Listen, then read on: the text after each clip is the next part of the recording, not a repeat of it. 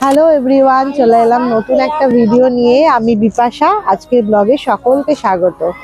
আজকের ব্লগটা হলো, বুঝতেই পারছেন থাম্বনেল দেখে বা ভিডিওটা শুরুটা দেখে কোথায় এসেছি।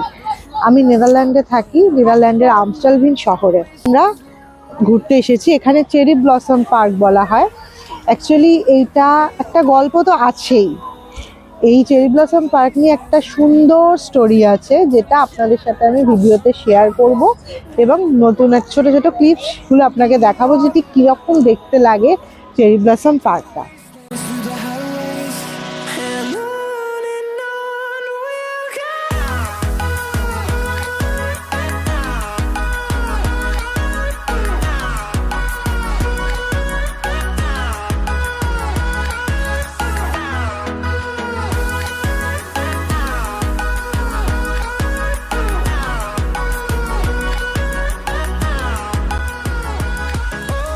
স্প্রিংয়ে নেদারল্যান্ড যেন একদম অন্যরকম রূপ নেয়, আর সেই সৌন্দর্যের সবচেয়ে উদাহরণ হলো চেরি ব্লসম পার্ক এবং কেউকেনহপের টিউলিপ গার্ডেন। টিউলিপ গার্ডেনের ভিডিও আগেই শেয়ার করেছি, এবারও গেলে শেয়ার করব। আমস্টালভিনের আমস্টারডাম বসের জঙ্গলে চেরি ব্লসম গাছগুলো দেখা যায়। এছাড়াও নেদারল্যান্ডসের বহু জায়গাতেই চেরি ব্লসম গাছ রয়েছে। আমরা আমস্টালভিনে থাকি, তাই আমরা এখানেই এসেছি ঘুরতে। এটা একটা বেশ গল্প আছে। শুনেছি জাপান থেকে উপহার হিসাবে নেদারল্যান্ডসকে বন্ধুত্বের প্রতীক হিসাবে এই গাছগুলো দেওয়া হয়েছিল। জাপানিজ এবং ডাচ নারীদের নামেই নাকি আলাদা আলাদা করে এই গাছগুলোর নাম রাখা হয়।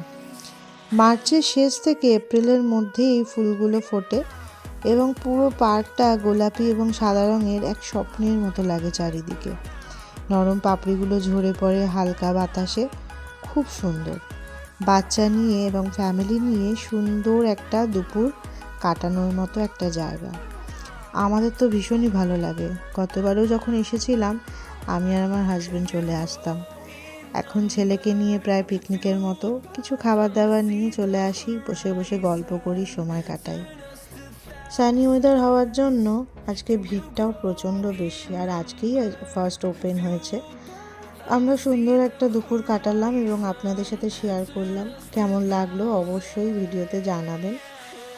তো পরের ভিডিও নিয়ে আবার খুব তাড়াতাড়ি চলে আসবো।